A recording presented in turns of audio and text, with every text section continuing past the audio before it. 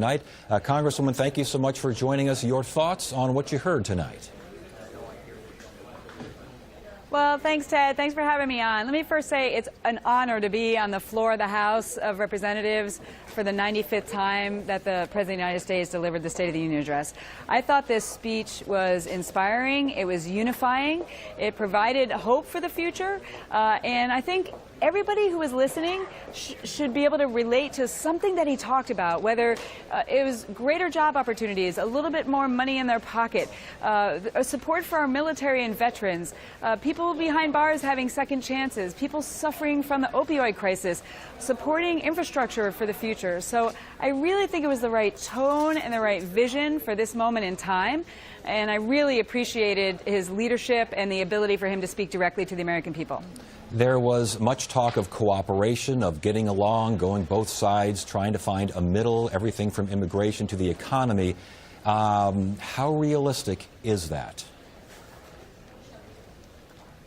I think it's very realistic if you look at these topics. Why can't Democrats and Republicans work together to support our military, to support our veterans, to have a common sense infrastructure to support the future of our country, to solve the issues of border security which plague districts like I represent?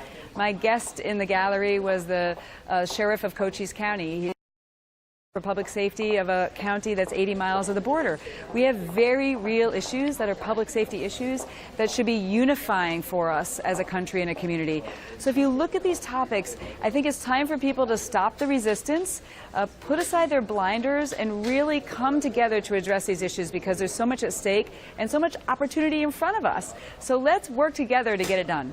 And as far as getting it done, did you hear what you wanted to hear tonight? I mean, what were you expecting? Because President Trump can be unpredictable when it comes to public speaking. What did you expect? What did you think he delivered?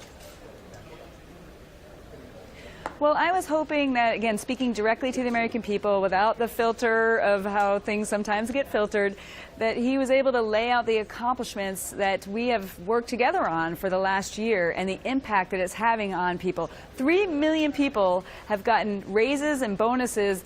That's before the tax cuts even have kicked in.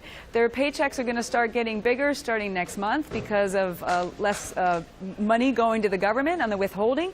More opportunities for people. ISIS is on the run.